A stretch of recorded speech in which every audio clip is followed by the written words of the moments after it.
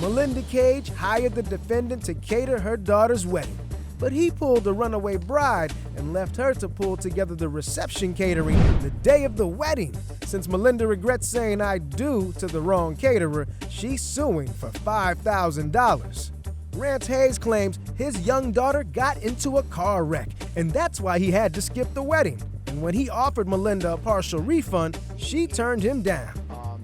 You're here because you hired the defendant to cater the wedding and things didn't work out. I am a select wedding planner. I say select because I only do it for certain people, certain clientele, because I just don't want to waste someone's time. Yeah. So my daughter said that she was getting married, and of course, she asked me to be her wedding planner. It could go either way. So Sure. I said, yes, I'll definitely do it because she knows I can perform for her, and I'll make sure everything looks perfect. But she's your daughter. Right. I get and it. she's pretty. Yeah. And so, I had a good friend who said, she knew we were on a budget, and she said, I got the best caterer for you. She said, I've used him for our school, and I guarantee you the food is going to be phenomenal. Trust me. And I trust her because she's been my friend for over 20 years. Okay. And so I contacted Rance, myself, my daughter, my husband. Rance being the defendant. Yes, the Right. defendant. And we tasted the food. The food was phenomenal. Great. Very good food. Yeah. And so, of course, we said, let's go ahead and execute the contract. And because of the type A person that I am, I went ahead and gave him half the deposit for the catering event.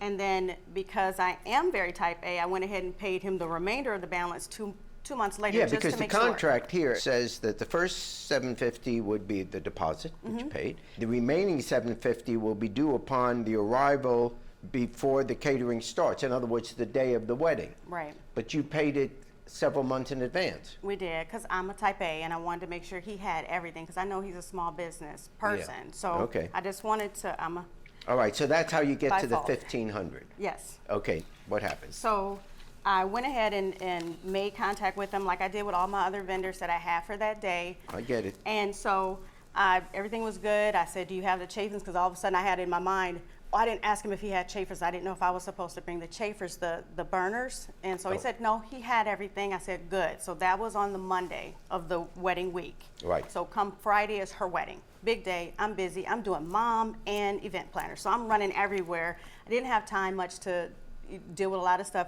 It was running.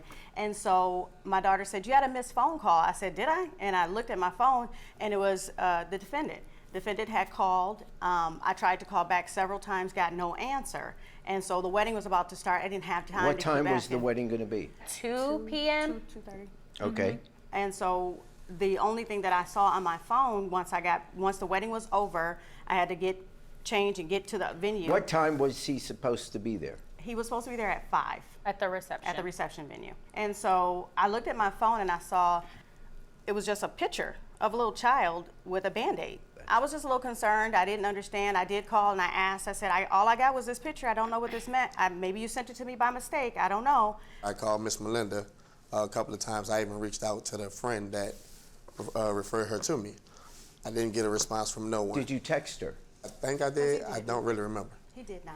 And I went on and proceeded to the venue to wait for all the vendors that's supposed to have shown up. And so you got there at 5. What happened? They're not there. Nothing. Nothing was there. I called, text message, nothing.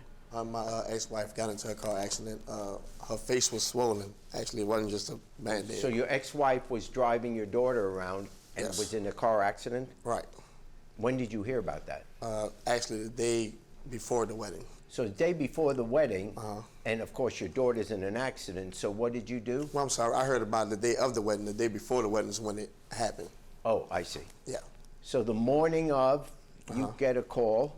Prior to me getting everything ready, I started cooking and getting prepared for the wedding. Right. I get a call that my daughter and my ex-wife was in an accident. I believe, if I heard correctly, you were in jail. I was in jail. That's That's what we not heard. So what you we heard. you weren't in jail? No, sir. Okay. That's a All lie. right. That's not what we heard.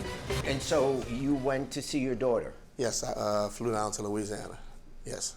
Out of state? Yes. If you know that there's a wedding that day, you have to make sure, even on the trip down there, to text them or let them know until you get a response. Right. That's why I you called have to numbers get of times. someone else to fill in.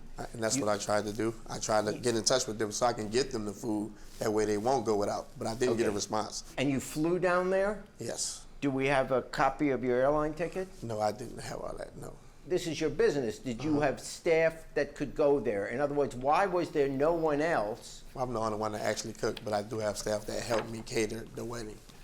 That was going to help me serve. But And I'm they the only one couldn't that bring actually the cooked. food over? They I couldn't. didn't get to finish cooking. Because he They was in couldn't- jail. There's no one else that could cook it.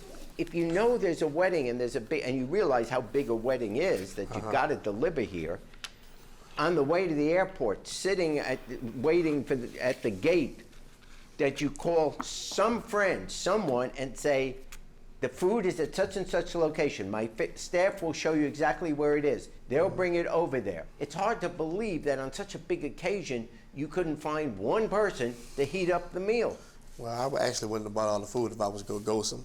Or not. Like, I have pictures of everything that I bought. Just a picture of the pots on the stove and the chicken that I was supposed to be baking off. And Oh, everything. that's the food you were. That's Yeah, what you were supposed right. to eat. I called my husband, told him what had happened, and I was like, well, I don't know what to do. I need to just run and get at least some hors d'oeuvres. I need to go to Walmart. I need to go get some cheese, some crackers, something, because people are going to start showing up, and we had nothing there. We had just a blank food table, blank, with nothing on it.